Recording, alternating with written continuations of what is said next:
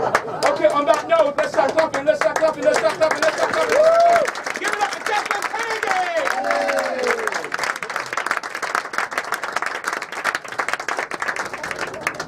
I came across a fallen tree.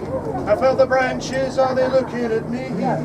Is this the place we used to love? Is this the place you've been dreaming of? Never get your sat nav from Key. Doesn't matter what destination you program in, you always end up somewhere only we know. Sorry, oh, the mic's off. Thanks. Thanks for letting me get my first gag out before telling me. That's great. Thank you very much. Just to be clear, hello to all of you. A very warm welcome from me, the mad tramp who actually lives in this yurt. Which means you are technically all sitting tenants, so you're paying rent at the end of this. I know you're looking at me. Yes, you're quite right. I am beach body ready. Yep. That beach being Normandy in 1944.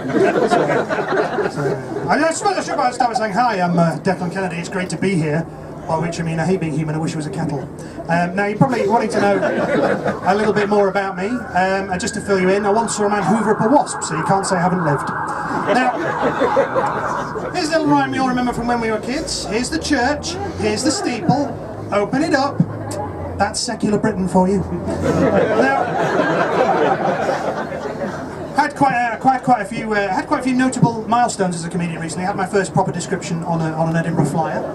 It said, big whoop indeed. It said Declan Kennedy, unassuming yet fiendish. So, I like that. It's like if Alan Bennett became a Bond villain, isn't it? That? Like, oh, Mr. Bond, you know match from oh, there's a clacker under the pit of sharks there.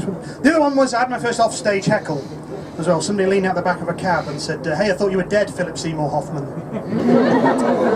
I know. It's impressive though, isn't it? That's from the back of a cab. That's like they must have jumped in and said, "Driver, here's a 20. Follow that guy. I want to destroy him." I was very impressed with that in the end. Now I know we're heading towards the interval, and I thought, as Benjamin said, maybe we'll be a little bit quiet. So I thought I'd involve you. I thought I'd take advantage of the natural split in this room to get you all in on something. So this side of the room, when I point at you, could you go say? Say. Brilliant. Oh, triggering an alarm of some kind there.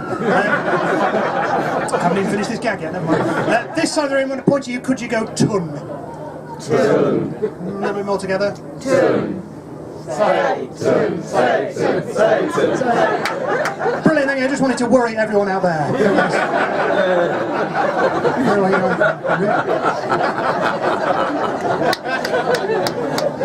They're all looking across going, really? I thought it was comedy tonight. Apparently Satan's going to be here.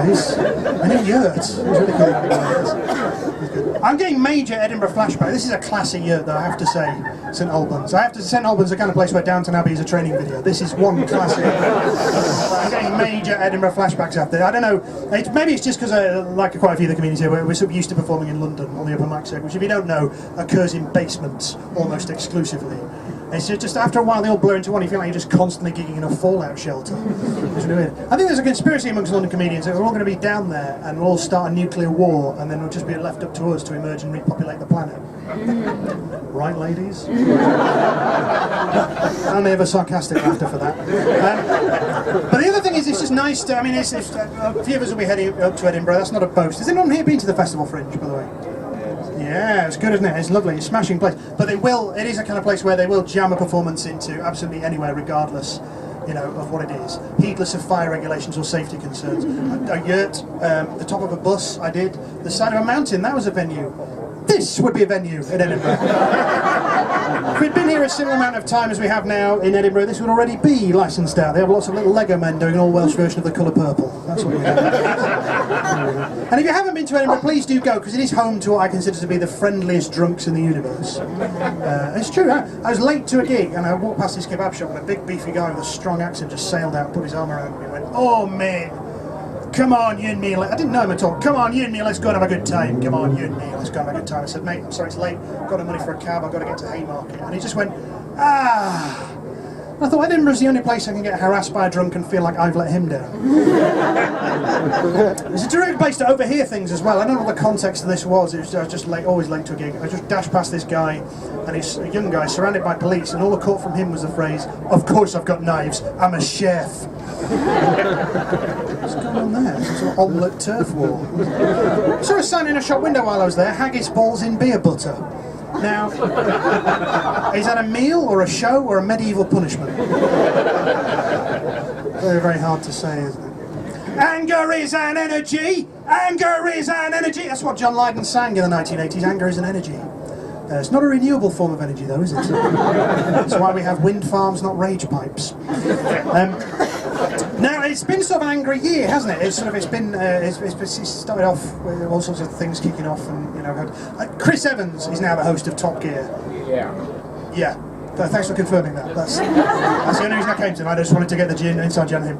No, thanks a lot, Top Gear, for making gingers even more unpopular with the public. That's really helping the thing. You will have clocked by now that I am what's left of my hair that isn't going grey is of the ginger persuasion. And if nothing else, with all the other sort of spectrum of people who've been on tonight, it means Lee gets Arts Council funding for this year. But it's I don't want to make a big fuss about being an oppressed minority, but there's no one in the media to represent apart from tits like Chris Evans. It gets a bit worried. Actually, I tell a lie. There was a prominent ginger on television within the last few years, but he was a terrorist. So thanks, Homeland. But it's another. I don't know what the equivalent minority would be in America. I don't know if you have a group of people.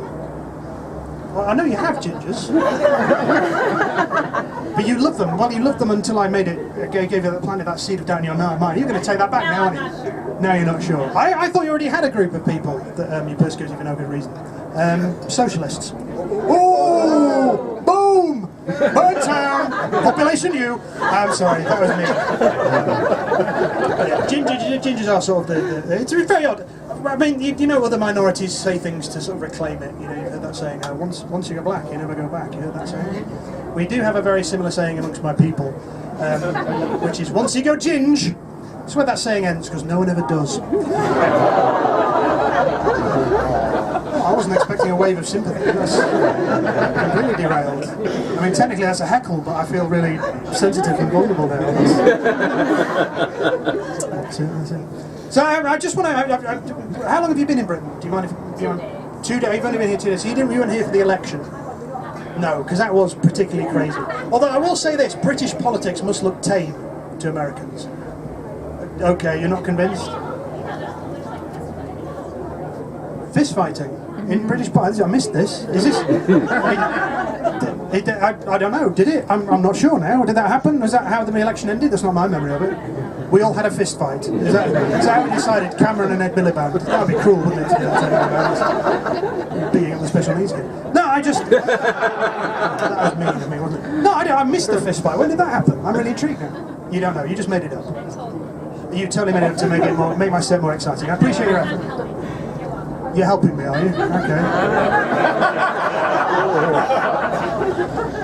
I feel like I've got this, but thanks for the effort. It's good of you to partake. I only say this because you turn on sort of today in Parliament, and British politics is all sort of, the shadow minister for doilies criticised the doily minister's spending plans for his doilies.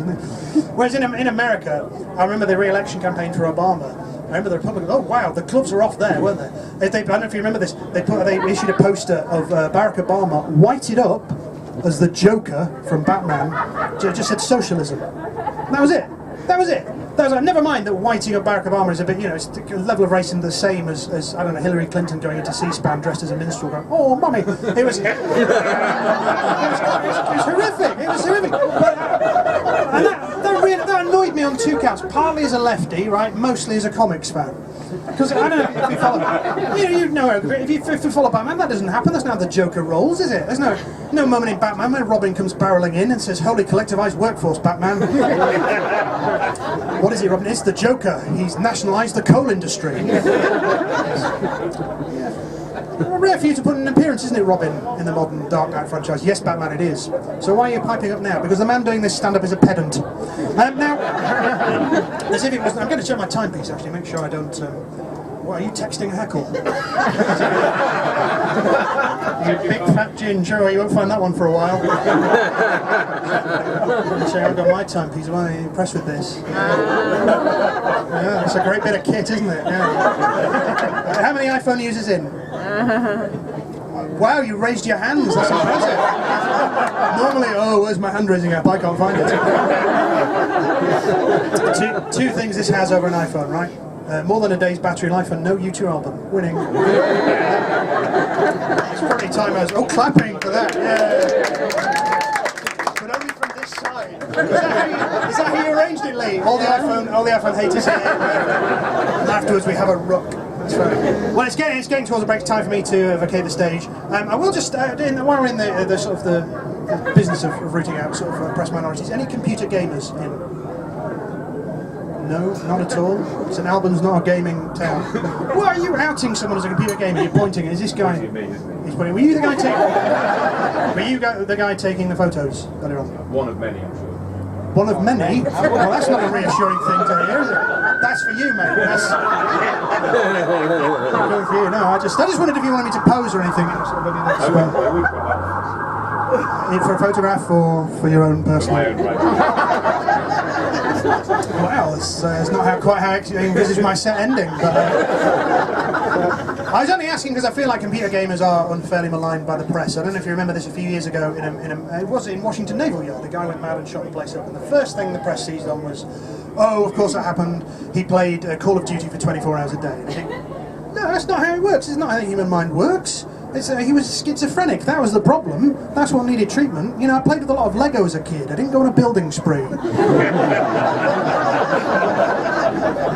There's no news report ever ended with the words, and then he turned the bricks on himself. So anyway, I'm gonna hand you back to Lee now. I just want to say, people often say to me after gigs, you know, Declan, it's very easy to be cynical.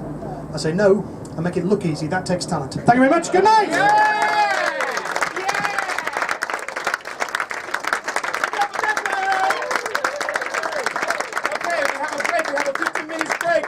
Please don't get drunk. I need this crowd to get drunk.